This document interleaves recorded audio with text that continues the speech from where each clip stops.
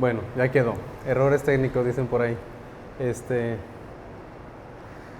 Vamos a continuar entonces con Santiago 5, del 13 al 20. Y primero Dios terminamos ahorita lo que es la carta. Y si no la terminamos la siguiente semana, veremos los últimos 2 versículos junto con un repaso general. Pero vamos a hablar acerca de, en toda circunstancia, busca a Dios. Eso es lo que nos enseña aquí Santiago 5, del 13 al 20.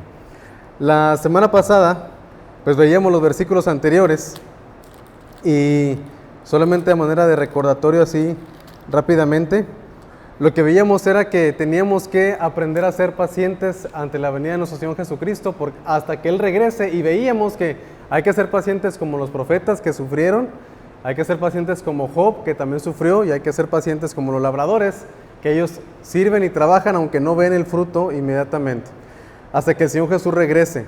Entonces el contexto de lo que está hablando aquí Santiago es de problemas y de situaciones difíciles.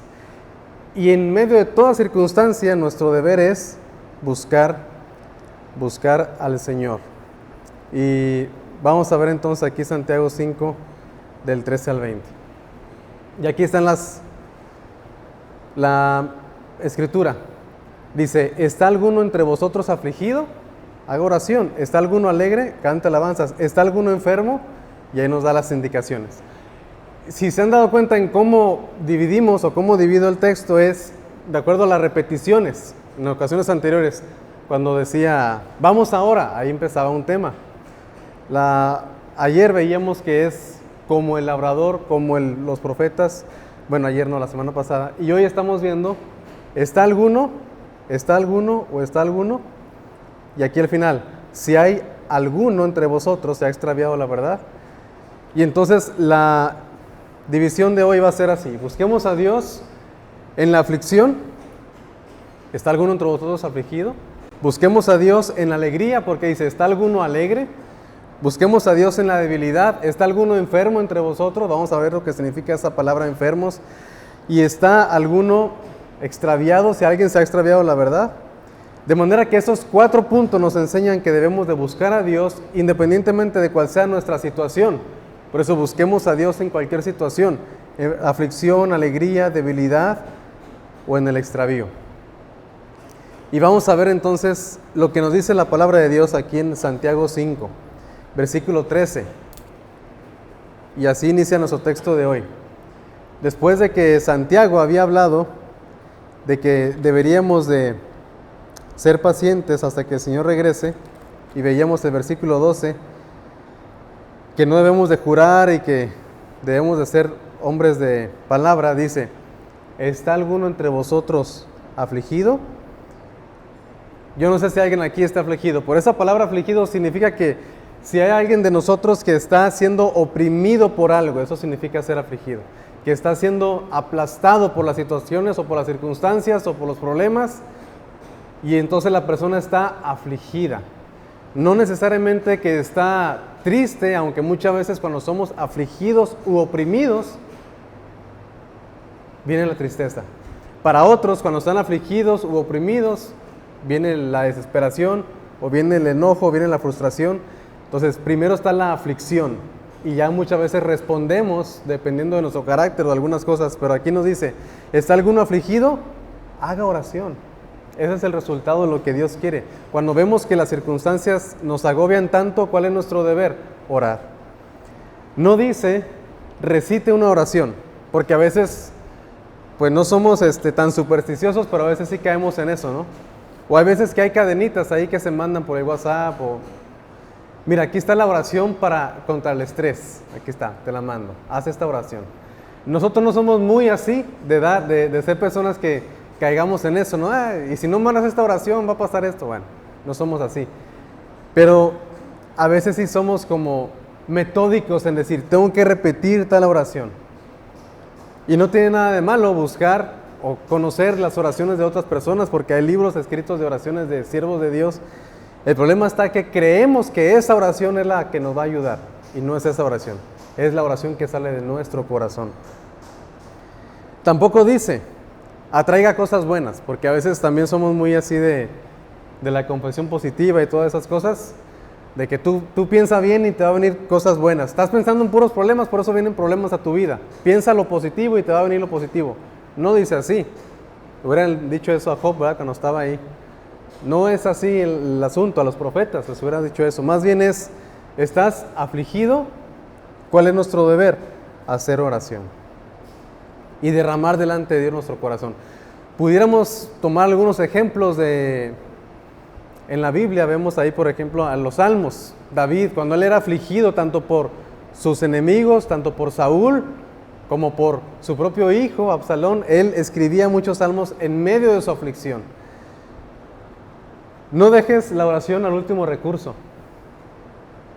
Muchos buscan en otros lados lo que solamente Dios puede dar. A veces como cristianos dejamos la oración hasta el último y decimos, ya intenté aquí, ya intenté acá, ya hice esto y aquello y no, nada me ayuda en mi tristeza, en mis aflicciones, en lo que me está agobiando. Bueno, no deberíamos de dejarlo al último recurso, sino debería ser el primer recurso. ¿Qué buscamos a veces? Ahora, por eso hay tanto auge y tanta prosperidad cada vez sí hay más prosperidad con las terapias y todo eso, ¿no? ¿Por qué? Porque ciertamente cada vez hay más aflicción en el mundo. Porque a veces nuestras expectativas no son reales, son expectativas de influencers, youtubers que ganan dinero solamente haciendo videos y nosotros nos sentimos mal porque no. Y no es así. Y entonces la expectativa que nos pone el mundo es muy alta e irreal y nuestras formas de pensamiento son pues completamente normales y por eso cada vez hay más necesidad de gente que vaya a terapia o que busquemos consejo fuera de la palabra de Dios o que busquemos distracciones. Estamos afligidos y ¿qué hacemos? Pues prendemos la televisión, ¿verdad? O buscamos las redes sociales. Muchas veces eso es lo que pasa. Actualmente estoy triste, ¿qué hago? Pues saco mi teléfono y me pongo a scrollear, o sea, dale así nada más, dale. Y a buscar memes y chistes y todo eso. Y si somos cristianos, pues busco memes cristianos convertidos. Y hay unas páginas muy buenas, ¿no? O a veces buscamos la distracción en viajes. A veces también es eso, ¿no? Y suena chiste, pero pues muchas veces es realidad. Gente que dice, estoy muy triste. Yo creo que necesito irme a San José del Pacífico unas 2, 3 noches, ¿no? Para estar allá. Hace mucho calor, estoy muy agobiado por el calor. Necesito irme para allá unos días a perderme en el bosque. Y los que tienen más posibilidades, pues ya no piensan aquí, piensan en otros países, ¿no? O en otros lugares. Compras. Hay muchas personas, y no solamente mujeres, también hombres, que cuando están tristes, ¿qué hacen? Se van de shopping. Y ahorita ya no tienen que salir. Ahorita nada más buscan la aplicación de Amazon o de Mercado Libre y ya estamos viendo a ver qué. Esto me gusta y se me va a ver bien y me va a ayudar en mi tristeza. Bueno, la Biblia no dice que busquemos terapia, ni busquemos consejo fuera de la palabra, ni distracciones, ni viajes, ni compras. ¿Está alguno afligido? Haga oración. Eso nos sale gratis. No sé cuánto valga una sesión de terapia, pero imagínense. Bueno, más o menos anda, bueno, yo tengo enterado que como 1,000 pesos, dependiendo de la persona con la que vayan y dependiendo del problema, por 1 hora, a ir a sacar todos sus problemas. Bueno, pues mejor con Dios, ¿verdad? Que también Él tiene su palabra que nos va a decir. El punto es que no tiene nada de malo eso, ni terapia, ni consejo, ni distracciones, ni viajes, ni compras. Se convierte en un ídolo cuando lo buscamos todo eso en vez de buscar a Dios. ¿Está alguno afligido? Si estamos afligidos aquí, alguien de nosotros, bueno, haga oración. Eso es lo que la Biblia nos dice. Santiago nos habla de ser maduros, creciendo en paciencia. A lo largo de toda su carta nos habla de la paciencia, en las tribulaciones, en los problemas, con los demás, con nuestra propia vida, con el fruto. Nos habla mucho de paciencia. Bueno, una forma práctica de ejercer la paciencia es orar. Porque eso significa que yo no puedo hacer nada, lo estoy dejando en las manos de Dios. Cuando compramos algo, pues sí sentimos que podemos hacer esto, ¿no? Cuando vamos a un viaje, cuando vamos a buscar consejo, terapia, una distracción, pensamos que nosotros nos podemos ayudar. Pero la oración es, Señor, yo no puedo, te lo dejo a ti, para que tú me ayudes, tú me fortalezcas. Y en lugar de la queja, deberíamos de entonces buscar la oración. ¿Y por qué esto? Porque en el contexto está precisamente eso, ¿no? En el versículo 9, lo veíamos la semana pasada, Santiago 5:9. Hermanos, no se quejen unos contra otros,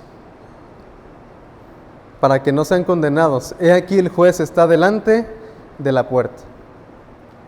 Tener paciencia. Y en lugar de la queja, la oración. En lugar de la queja unos con otros, pero también en lugar de la queja en nuestras circunstancias. Muchas veces somos muy expertos en quejarnos de todo, ¿verdad? Siempre nos estamos quejando. Y es como aquella persona que, bueno, yo una vez lo escuché, nunca me ha pasado, gracias a Dios, ¿no? Pero es como una mujer que a veces la gente nunca la tiene contenta, ¿no? Pero nunca me ha pasado, lo repito, y aquí está mi esposa, testigo, con respeto. Me dice, escuché lo que dijiste en la predicación. Bueno, hay personas que nunca tienen contenta a su mujer y la mujer, ¿por qué no me da flores este hombre? ¿Por qué no? Y al hombre le da flores, no son las que me gustan. Ah, qué caray. Entonces ya va y le compra las que le gustan. Oye, pero esas tienen espinas. Bueno, entonces siempre le buscan, pues ya se está marchitando. Bueno, así también nosotros a veces somos personas que nunca estamos contentos con las circunstancias. ¿Cuál es la solución? Orar. Esa es la solución, orar. Porque siempre estaremos bajo algunas aflicciones. Y aquí hay 4 versículos que vamos a buscar hoy. Segunda a los Corintios 1, 3 y 4. Alguien que lea este versículo, por favor. Un hombre que lea esto, y luego una mujer que lea Primera de Pedro, y luego otro hombre, Salmo 18, 6, y la otra mujer, Salmo 34, 6. ¿Qué dice segunda carta a los Corintios 1, 3 y 4?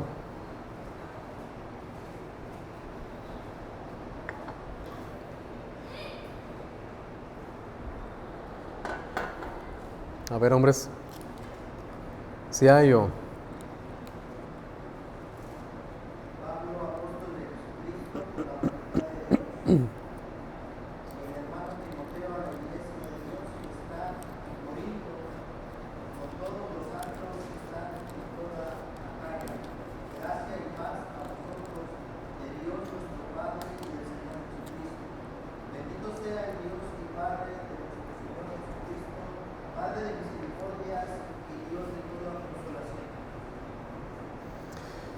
Dice, aquí está bendiciendo al Padre. Bendito sea el Dios y Padre de nuestro Señor Jesucristo, Padre de misericordias y Dios de toda, ¿qué? Consolación. Por eso dice, si alguien está afligido, haga oración, porque la consolación viene solamente de Dios. Dice versículo 4, el cual nos consuela en todas nuestras tribulaciones, para que podamos también nosotros consolar a los que son atribulados en cualquier tribulación. Por medio de la consolación con que somos consolados por Dios. Entonces, el versículo 4 es claro. Dios nos consuela en todas nuestras tribulaciones. ¿Qué tenemos que hacer? Pues buscarle en Él en oración. Primera de Pedro 5, 7.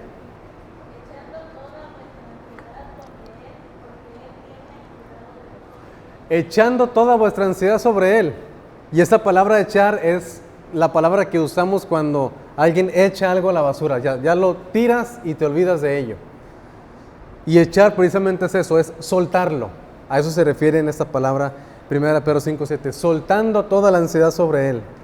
¿Por qué? Porque Dios tiene cuidado de nosotros. El punto es que a veces sí oramos, pero en lugar de echar la ansiedad solamente se la enseñamos. Señor, mira, aquí está mi problema, es este. Te lo digo a lujo de detalle. Oramos, se lo decimos, pero ¿qué hacemos con el problema? Lo amarramos y lo volvemos a embolsar y vámonos. No lo echamos, solamente lo mostramos. Deberemos de echar toda nuestra ansiedad sobre Él. Salmo 18, 6.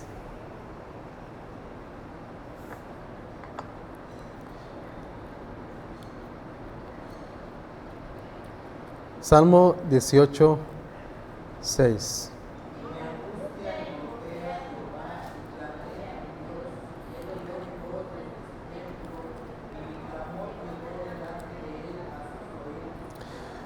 ¿Cuándo es cuando este salmista buscó al Dios? Dice, en mi angustia, invoqué a Jehová. En mi angustia invoqué a Jehová. Ahí es donde debemos de invocar a Dios, en la angustia. A veces hacemos todo menos invocar a Dios. Pero aquí claramente dice, y Él me escuchó. Salmo 34, 6. Este pobre clamó y le oyó Jehová y lo libró de todas sus angustias. Este pobre clamó, está hablando de sí mismo. ¿Y qué hizo Dios? Lo libró de todas sus angustias. Entonces, eso es lo que tenemos que hacer delante de Dios. Como dice aquí, este pobre clamó y lo oyó Dios. Recordemos, como Santiago 1.5 nos dice, pedid sabiduría. Necesitamos la sabiduría para no desperdiciar las oportunidades que Dios nos da para madurar.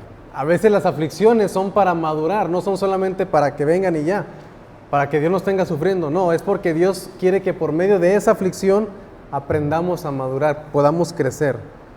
Y la sabiduría, cuando le pedimos a Dios sabiduría, nos ayuda a aprovechar las aflicciones para nuestro bien y para la gloria de Dios. Cuando oramos, somos consolados, como leímos ahorita en 2 Corintios, y somos fortalecidos para soportar y permanecer.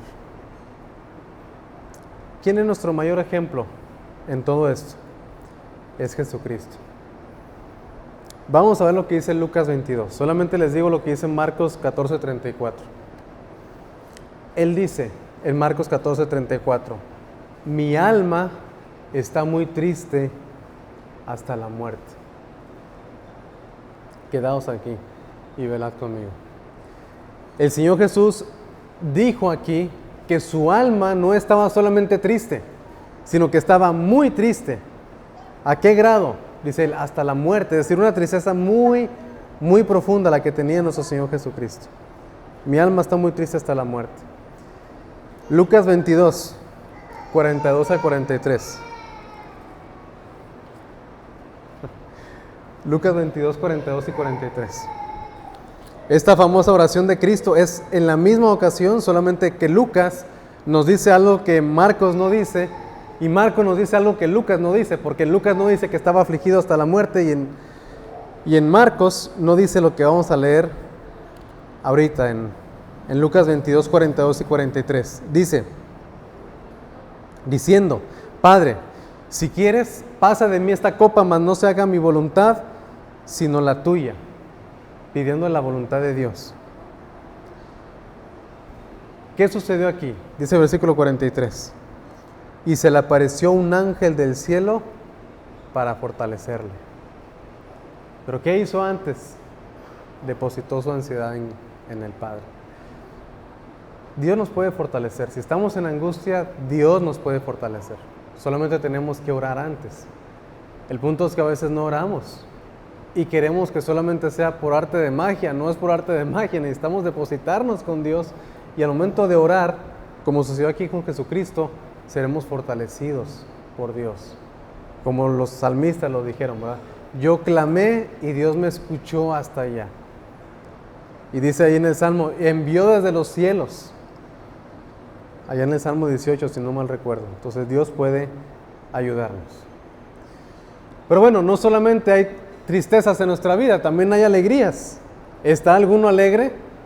Pues cante alabanzas, ¿verdad? Es necesario cantar alabanzas a nuestro Dios. Dios permite un balance en nuestra vida. Eso dice en Santiago 5, 13. ¿Está alguno alegre? Cante alabanzas. Eso está en el versículo 13.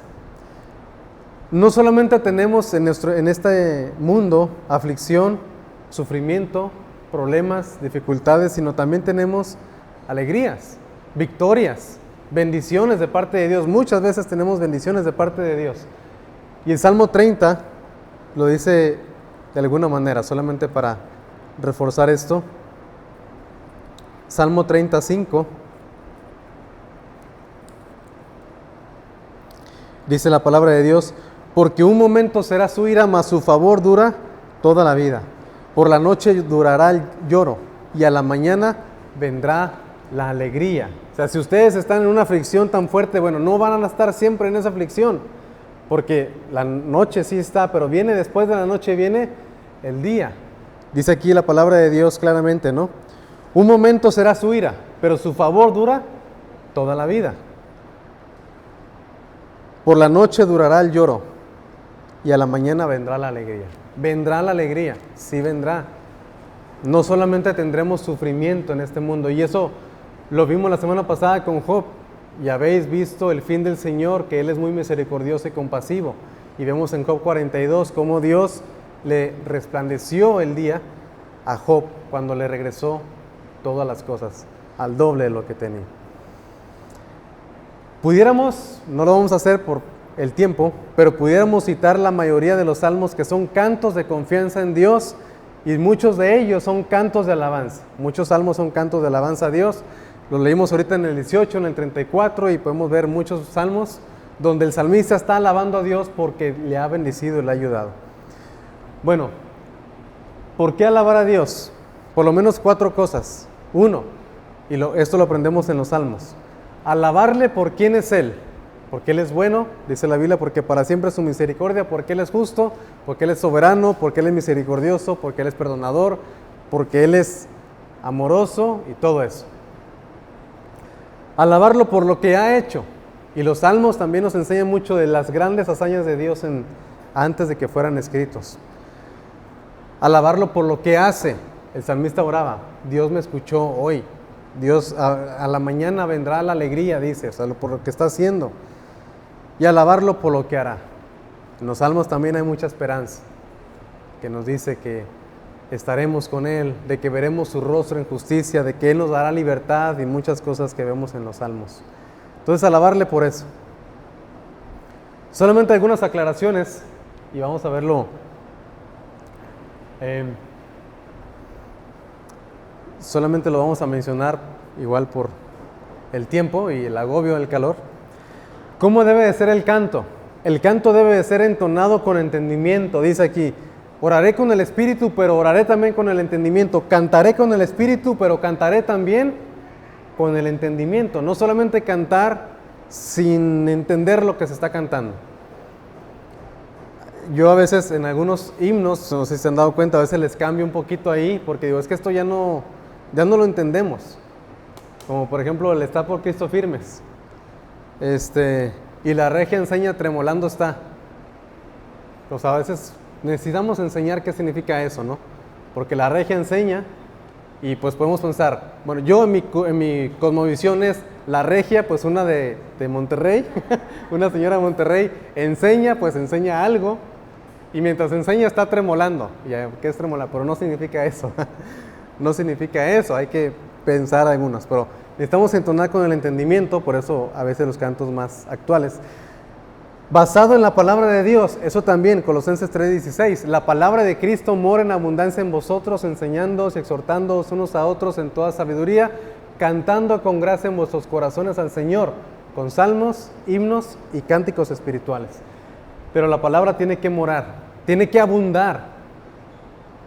Y a veces hay cantos que son muy, como que se pegan muy fácil, pero no son bíblicos o no tienen casi nada de contenido bíblico. Hace algunos años pegó mucho un canto.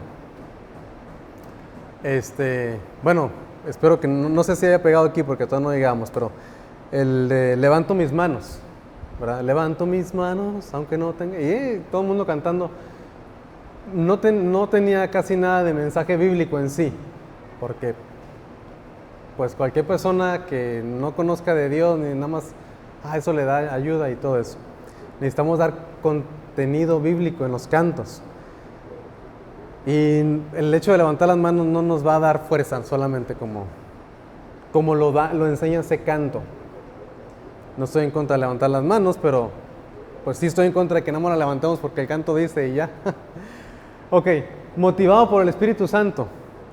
Dice allá en Efesios 5, 18, 19, no os embriaguéis con vino, en lo cual hay disolución, antes ser llenos del Espíritu, hablando entre vosotros con salmos, himnos y cánticos espirituales. Entonces tiene que estar motivado por el Espíritu y tiene que salir del corazón, porque dice, vamos a ver cómo dice claramente, porque no quiero decir algo que no dice. Dice versículo 19, Efesios 5, 19, hablando entre vosotros con salmos, con himnos y cánticos espirituales, cantando y alabando al Señor en vuestros corazones. O sea, tiene que salir también tanto de nuestro entendimiento como de nuestras emociones, de nuestro corazón y de lo que sentimos. Lamentablemente, muchas veces nuestras tradiciones, nuestras reglas o nuestras costumbres no nos dejan ser lo suficientemente expresivos con Dios. Y eso es a veces un problema que tenemos como grupo, como denominación, ¿no? Que nos jactamos de que los cantos son bíblicos y que son ya de hace 300, 400 años, pero no los expresamos porque no los sentimos. El canto ha de hacerse con entendimiento, pero también debe de hacerse con el corazón, no solamente con el entendimiento. Y no solamente con el corazón, sino las dos deben de ir. Y deberíamos de aprender a alabar a Dios con contenido bíblico, pero también con nuestros corazones, con una gratitud que nazca realmente de nuestro corazón y no solamente cantar bíblicamente sin sentirlo. Necesitamos sentirlo. Y me acordé de un meme que me mandaron por ahí. ¿Qué pasaría si alguien empieza a aplaudir? Luego vamos a ser como este hombre, ¿verdad? Cuando alguien empieza a aplaudir, ay, ¿qué pasó aquí? No deberíamos hacer pues, que aplaudan, qué bueno, son más bíblicos que los que no. Porque bíblicamente dice que debemos de hacerlo. Pero bueno, eso es otro tema y es otro asunto. A veces somos así como este fariseo. Muy bien. Estamos en estos temas. En la aflicción, en la alegría, en la debilidad y en el extravío. ¿Está alguno enfermo entre vosotros? Llame a los ancianos de la iglesia y oren por él, ungiéndolo con aceite en el nombre del Señor. Vamos a explicar un poquito esos versículos 14 al 16. La palabra atseneo, más o menos así, pero mucho mejor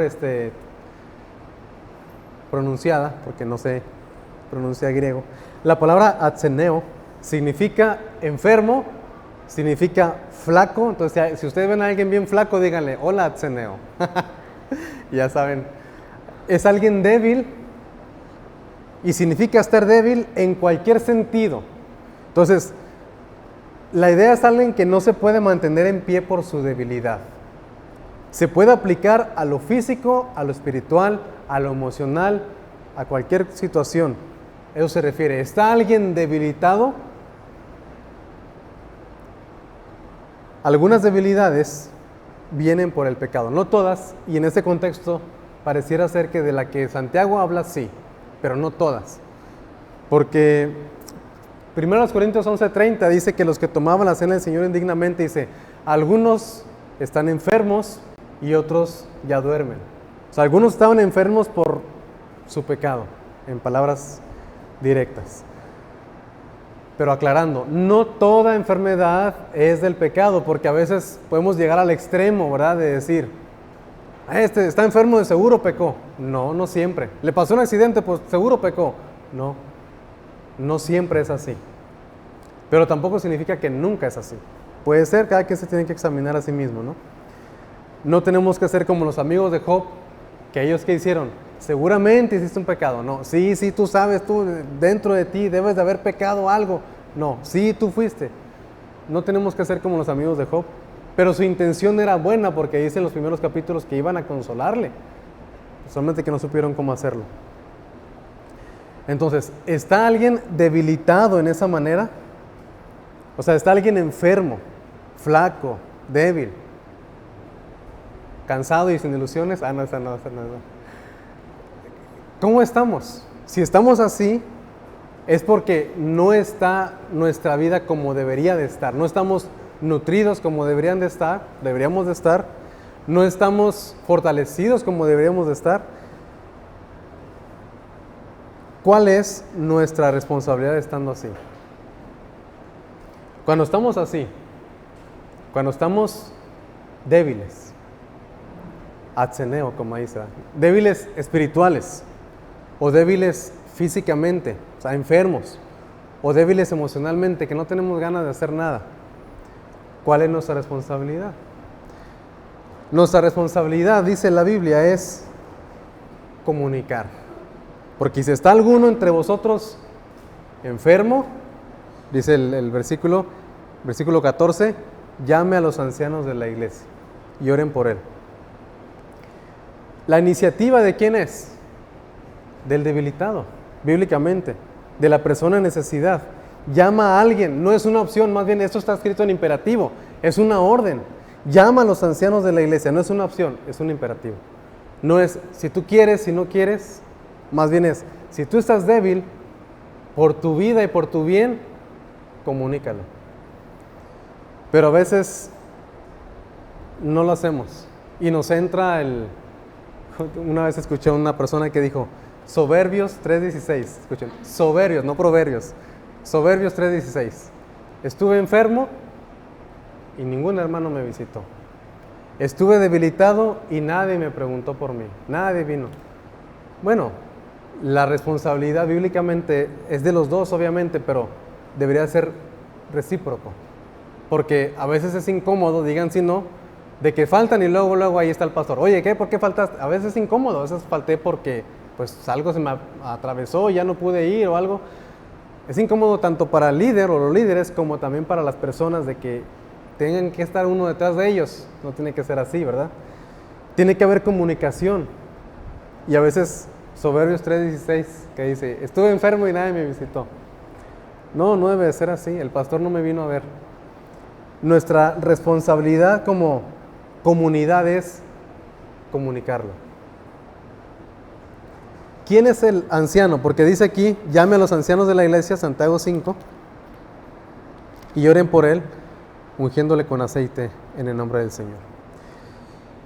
Bueno, el anciano es alguien pues, que ya está lleno de canas, si se traduce literalmente, pero se refiere no solamente a los ancianos que están llenos de canas, sino se refiere a las personas que están más adelantadas a nosotros.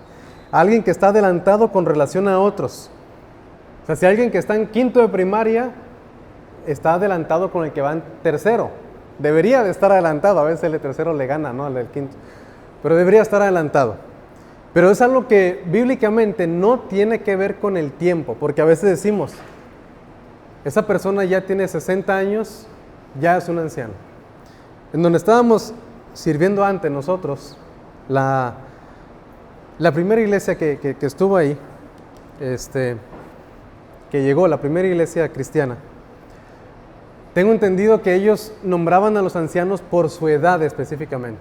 Entonces no importaba si tenían conocimiento bíblico, si no tenían conocimiento bíblico, si tenían mucho o poco, pero como ya eran ancianos, ya se ponían en el parte de liderazgo. Bueno, no se trata del tiempo, porque a veces el tiempo no siempre nos da la sabiduría que necesitamos. Por eso, como les dije en una ocasión, hay dos tipos de ancianos, ¿verdad? Los ancianitos que son tercos como niños y berrinchudos o los ancianos que están llenos de sabiduría, a los que les buscan y les piden consejo. Hay dos tipos de, a veces que el sabio le entra esto, ¿no? Pero se caracterizan por algo. Nosotros deberíamos de ser cristianos aquí, de decir, ya tengo tantos años en el evangelio, ¿soy viejo o soy anciano? O sea, o tengo sabiduría. Pero bíblicamente a lo que voy, no solamente se refiere a ancianos viejitos, porque Timoteo y Tito eran ancianos, pero ellos no superaban los 40 años cuando empezaron en su servicio. Jesucristo se le menciona al anciano también, pues él a los 33 murió. Más bien tiene que ver con su sabiduría o estar más adelantado. Entonces, ¿qué hacer? Pues pide ayuda, porque estamos hablando, estoy débil, no puedo levantarme, necesito pedir ayuda a otros, porque si no pido ayuda no voy a salir adelante. Y aquí entra algo interesante, úngele con aceite en el nombre del Señor. Y aquí han surgido diferentes posturas y posiciones, ¿verdad? Ahí entró, o de aquí se basa el sacramento de la Iglesia Católica de la extrema unción, ¿verdad? Cuando alguien está muy enfermo y pues habla al sacerdote, yo eso a veces lo veo en las películas o en las series, ¿no? Ya viene el sacerdote y ya entra con su botellita de... ¿Por qué? Porque le da la extrema unción, ya la unción de los enfermos. Y algunas veces es ya para darle la despedida, pero no siempre. Pero también los cristianos, bueno, antes de ver esto, también los cristianos en el mundo evangélico también tienen ciertas costumbres. Yo he escuchado de algunas iglesias de nuestro grupo, bautistas, que sí ungen con aceite al enfermo. O sea, que sí agarran un aceite y ungen. Y he visto de otros grupos que también ungen, pero curiosamente otros grupos tienen la idea de que el aceite tiene el poder, o sea, como que voy a orar, pero no tengo aceite, entonces no voy. O sea, tengo que conseguir aceite, ve a la tienda y consígueme ahí un cuartito de litro de aceite de oliva para ir. No, del 1, 2, 3 no, porque eso no funciona, tiene que ser de oliva, ¿verdad? Ahora, hay que entender que esto es un uso común en la cultura judía.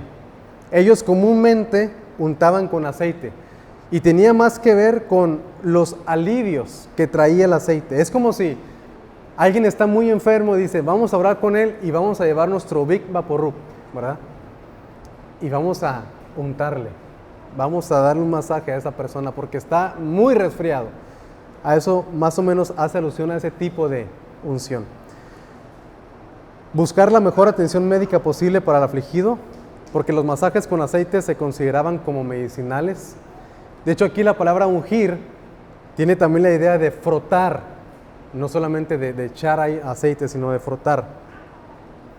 Y debe de ser hecho en el nombre del Señor. Lo que sana no es el aceite, sino la oración de fe. Entonces se refiere a tratar de ayudarle, no solamente orando por él, sino también si tenemos alguna cosa en la que podamos ayudar, algún medicamento que sabemos que sí sirve o algún remedio, pues ayudarle con eso, ¿no? También hace alusión al poder del Espíritu Santo, haciendo referencia a que el que va a sanar no es la persona que ora, sino es Dios. Pudiéramos hacerlo o no hacerlo, pero el punto es que no seamos supersticiosos, es decir, tiene que ser aceite de oliva extra virgen, porque si es nada más de oliva no, y si es virgen no, tiene que ser extra virgen, no. Ya estamos cayendo en la superstición y eso ya no es correcto. Por eso dice aquí claramente, la oración de fe sanará al enfermo, salvará al enfermo, dice. No el aceite ni la unción, sino es la oración. Vamos al versículo 16, Santiago 5:16. Ya estamos terminando la carta. Dice, confesad vuestras ofensas unos a otros y orad unos por otros para que seáis sanados. La oración eficaz del justo puede mucho. ¿Recuerdan que les dije que algunas veces las enfermedades venían por causas de pecados? No siempre, aclarando, algunas veces.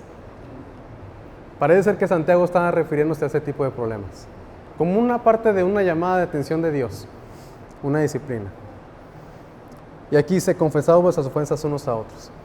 ¿Saben qué era lo que hacían las iglesias en los primeros años? Si alguien pecaba, hacía una confesión pública de su pecado. Alguien se levantaba y decía, les pido perdón, hermanos, porque yo ofendí, robé tal cosa, ¿no? Robé a mi patrón, a mi trabajo, le robé y pues ahorita estoy aquí y les pido perdón a ustedes porque ofendí al cuerpo de Cristo, no solamente a mi patrón, sino a toda la iglesia. Era una práctica que no es necesariamente que se tiene que hacer, pero tenía cierta cosa buena que nos daba salud. Pero después eran tantas las cosas que ya mejor se decidió por no hacerlo, por testimonio. Pero lo que sí sé es que en algunas iglesias, incluso de nuestra rama, bautistas, tienen esta costumbre. Escuché una vez a un amigo que me dijo, el domingo hay confesión.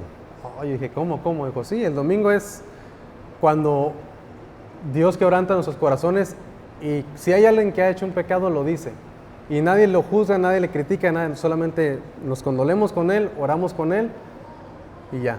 Pero sí sacamos los trapitos, no al sol, sino aquí adentro del templo. Imagínense. Pero bueno, lo más sabio, prudente sería, si el pecado fue en secreto, confiesa en secreto. La Biblia nos enseña la confesión, sí, a Dios. Dice en primera de Juan 1:9, si confesamos nuestros pecados, Él es fiel y justo para perdonarnos y limpiarnos de toda maldad. Si el pecado fue abierta y públicamente, ahora sí, confiesa abierta y públicamente para eliminar obstáculos de aquellos a los que has sido de tropiezo. Así debería de ser, porque la Biblia dice, confesad vuestras ofensas unos a otros. La oración de fe. Deberíamos de orar enfocándonos con la esperanza de que serán sanados, a menos de que Dios claramente muestre que no es su voluntad que la persona sea sanada. Cuando oramos, dejamos el asunto en las manos de Dios. Tal vez Dios sí quiera sanar. Nosotros tenemos que orar para que la persona, pues Dios le ayude, ¿no? Tal vez Dios quiera, como lo decíamos hace algunas veces, ¿y qué tal si Dios no quiere? ¿Qué tal si Dios no quiere sanar? Porque, bueno, tal vez Dios quiere glorificarse por medio de la enfermedad. Con Pablo, bástate mi gracia. Creo que fue a Tíquico a quien Pablo dijo, a Tíquico lo dejé enfermo. O sea, él siendo la persona que iba y sanaba a otros, a su compañero no lo pudo sanar. Tal vez Dios quería glorificarse en esa enfermedad. Entonces no siempre sana a todos. En el estanque de Bethesda dice que había muchos, pero solamente sanó a uno. Tal vez Dios contestará después. Está probando la fe. A ver si es cierto que estamos orando con confianza. O tal vez Dios se llevará consigo al enfermo. O sea, tal vez ya está despidiéndose. Puede ser. Y a veces perdemos más tiempo orando por alguien que ya Dios está llevando que por alguien que el diablo se está llevando. O sea, a veces la gente se está perdiendo y no oramos por los perdidos, por los que no quieren aceptar a Cristo, no oramos por los que... Pero sí oramos por la persona que ya está muy enfermo, pero oramos para que Dios lo retenga. No, mejor oremos para los que no han creído, ¿no? Porque tal vez Dios ya ha determinado llevarse a esa persona. Versículos 15 y 16. Vamos a leer estos dos versículos. ¿Qué dice? Santiago 5, 15 y 16. Todos juntos. Oración de fe salvará al enfermo y el Señor lo levantará, y si hubiere cometido pecados, le serán perdonados. Confesaos vuestras ofensas unos a otros y orad unos por otros para que seáis sanados. La oración eficaz del justo puede mucho. ¿Qué hace la oración? La oración salva al débil, porque dice, salvará al enfermo. La oración levanta al débil, porque si el Señor lo levantará. La oración perdona también. Si hubieran cometido pecados, les serán perdonados, dice el versículo 15. Y la oración trae sanidad, al final del versículo 16. La oración eficaz del justo puede mucho. Orad unos por otros para que seáis sanados. Solamente aquí antes de avanzar, una aclaración. Cuando cuando pecamos unos con otros, nos lastimamos. Y al confesar y orar, somos sanados. Y nos da un ejemplo el profeta Elías, versículos 18. Aquí es 17 y 18. Elías era hombre sujeto a pasiones semejantes a las nuestras, y oró fervientemente para que no lloviese, y no llovió sobre la tierra por 3 años y 6 meses. Y otra vez oró, y el Señor dio lluvia, y la tierra produjo su fruto. Primer libro de Reyes, está escrito esto. Ahí ustedes lo pueden leer. Pero dice la Biblia que la oración eficaz puede mucho. Y nos pone el ejemplo de Elías. ¿Quién era este Elías? Era un hombre sujeto a pasiones como nosotros, con sentimientos y debilidades como las nuestras. Y solamente dice algunas menciones de 5 cosas que tenía Elías. Pero si alguien es alguien que lucha con la depresión, con problemas así, estudien la vida de Elías y probablemente van a encontrar mucho consuelo, ¿no? Luchaba con el miedo. No le tenía miedo a los baales, a los profetas. Le tenía miedo a una mujer, ¿verdad? Y así hay muchos machines que acá afuera, por acá en la casa, nos doblegamos, ¿verdad? Bueno, Elías le tenía miedo a una mala mujer que se llamaba Jezabel. Luchó contra la depresión, luchó contra la ansiedad también, porque estaba ansioso por algo que no había pasado, pero esta mujer ya lo había amenazado de muerte. Sufrió con el desánimo también, ya no quería vivir este hombre, y con la frustración. Solamente yo he quedado. ¿Pero qué hizo Dios? Escuchó su oración. Si no oramos, pues ¿qué oración va a escuchar el Señor, no? Y por último, hay que ayudar al extraviado. Versículos 19 y 20. Terminamos leyendo esos versículos. Bueno, terminamos de leer la carta y ahorita vemos algunos detalles. Leemos juntos 19:20, dice: hermanos, si alguno de entre vosotros se ha extraviado de la verdad y alguno le hace volver, sepa que el que haga volver al pecador del error en su camino, salvará de muerte un alma y cubrirá multitud de pecados. Y Santiago termina la carta sin decir adiós. O sea, él no dice como otros, la gracia del Señor sea con usted. No, Santiago solamente dice punto y se acabó. Ya, envíen la carta. Una forma muy curiosa de terminar una carta. Solamente dice: el que haga volver al pecador de su mal camino, salvará de muerte un alma y cubrirá multitud de pecados, ayudando al extraviado. Santiago concluye con esto y tan abruptamente, porque esto es lo que él ha estado haciendo a través de toda su carta. ¿Qué es lo que él ha estado tratando de hacer en su carta? Confrontar a los que dicen que creen, pero su fe no es verdadera. A los que se han extraviado de una fe viva, de una fe práctica, Santiago ha demandado que no solamente escuchen, sino que practiquen la palabra. Y de hecho, primero Dios, la semana siguiente solamente vamos a ver un repaso de los temas de Santiago, porque ya lo vimos hace ya 5 meses que empezamos, ya se nos olvidó. Pero termina así, abruptamente. Entonces, en todo tiempo busca a Dios. En tiempo de aflicción, haz oración. En tiempo de alegría, canta a Dios. En tiempo de debilidad, busca ayuda. Y en tiempo de pecado, confiesa y regresa. Eso es lo que la Biblia nos enseña que tenemos que hacer. Deberíamos de aprender aquí de Santiago. En todo tiempo, en toda circunstancia, situación, debemos de buscar a nuestro Dios. Y vamos a terminar orando. Pónganse de pie, por favor, para orar.